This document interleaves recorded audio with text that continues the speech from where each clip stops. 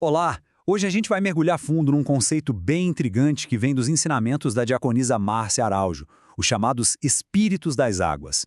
A ideia aqui é a gente desvendar juntos, de um jeito claro, o que essa perspectiva nos diz. Olha só o nosso caminho hoje. Primeiro, a gente vai entender o que são esses espíritos das águas.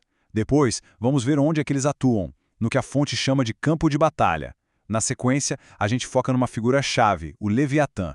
E para fechar, vamos ver as estratégias para alcançar a vitória. Bora lá? Então, vamos começar pelo básico. De acordo com essa linha de pensamento, a água, ela não é só H2O. Pensa nela como uma espécie de portal, sabe? Uma porta de entrada para um reino espiritual. Um universo que a gente não vê, mas que tem suas próprias regras, seus próprios habitantes. A fonte parte desse ponto. Águas são mistérios, é um milagre. Quer dizer, a própria água já é algo incrível. Mas a coisa fica mais complexa. O material sugere que uma guerra no plano espiritual bagunçou tudo, trouxe o caos para esse domínio das águas, que antes era perfeito. E nesse meio tempo todo, a fonte destaca que o Espírito Santo estava ali, observando o desenrolar dos fatos. E aqui, atenção num ponto que é fundamental. A fonte faz questão de separar as coisas. Esses espíritos, eles não são a água. Não mesmo. Eles são descritos, na verdade, como entidades, forças hostis que se apossaram das águas, que tomaram aquele lugar para si, muitas vezes através de rituais. E o simbolismo aqui é poderoso. Se a gente pensar que a água representa o que é secreto, o que está oculto, lutar contra quem mora ali é como tentar lutar com uma sombra. É complicado, né? A fonte explica exatamente isso. Como eles se escondem lá no fundo, nas profundezas, o combate fica muito, mas muito difícil. E olha só, a fonte não para por aí não. Ela chega a detalhar que tipos de seres seriam esses. A lista é bem peculiar. Fala de serpentes, polvo, rãs, sereias e até mesmo seres híbridos. É um bestiário bem completo, digamos assim. Mas não se trata só de criaturas estranhas. Cada um desses seres, segundo o material, representa alguma coisa. Eles são como a personificação de forças bem conhecidas. Luxúria, bruxaria, perversão, cobiça, cada um carrega um peso, um significado. Beleza, então a gente já tem uma ideia do que são esses espíritos. Mas a grande pergunta é, onde é que eles atuam? Como isso afeta o nosso dia a dia? É isso que a gente vai ver agora nesse segundo ponto, o campo de batalha. E o primeiro fronte de ataque, de acordo com a fonte, são as emoções. Sabe aquela raiva, aquela mágoa que fica depois de uma traição, por exemplo?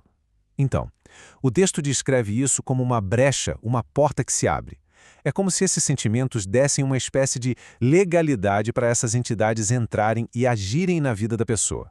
Outra área de conflito é a prosperidade. A lógica apresentada é a seguinte: se uma pessoa tem uma promessa de ter uma vida próspera, de abundância, mas na prática tudo está travado, tudo dá errado, isso seria um sinal para começar uma guerra espiritual contra essas forças das águas. O material até cita como exemplo a tribo de Zebulon, da Bíblia, que tinha uma promessa ligada ao mar.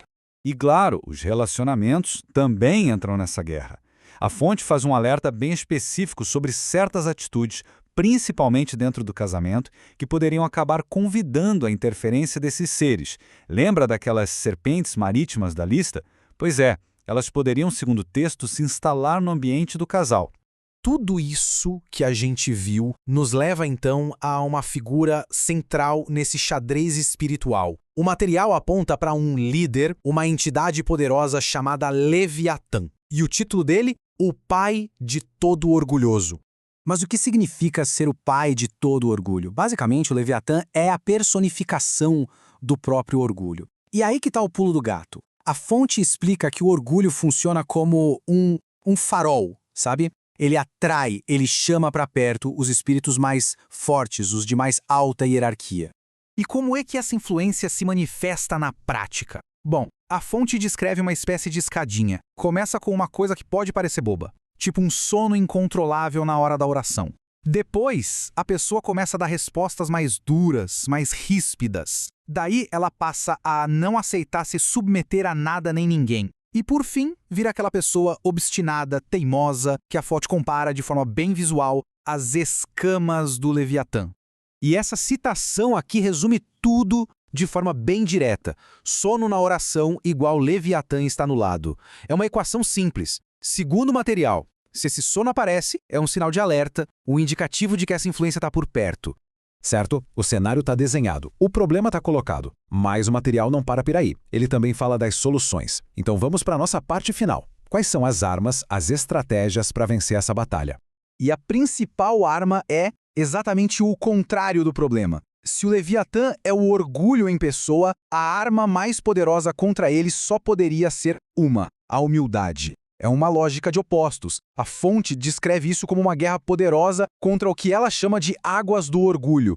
Mas não é só humildade. A fonte apresenta o que seria um verdadeiro arsenal espiritual. Tem de tudo um pouco. Práticas como o jejum, o louvor, a adoração e também ações bem específicas, como o toque do chofar, o poder de palavras proféticas e até a necessidade de romper pactos feitos por antepassados. Essa frase aqui é muito forte, né? A mesma espada que te salva é a que fere seus inimigos. Ela resume bem a ideia de que o poder espiritual dentro dessa visão tem uma dupla função. A mesma força que protege e que salva é a que tem o poder de derrotar o adversário. O exemplo usado para ilustrar isso é a travessia do Mar Vermelho. E para a gente fechar, vamos voltar lá para o comecinho. Se toda essa estrutura de pensamento estiver certa, e se as águas realmente simbolizam o que é secreto, o que é oculto, fica a pergunta no ar, né? O que mais será que está escondido lá no fundo, nessas profundezas, só esperando o momento de vir à tona?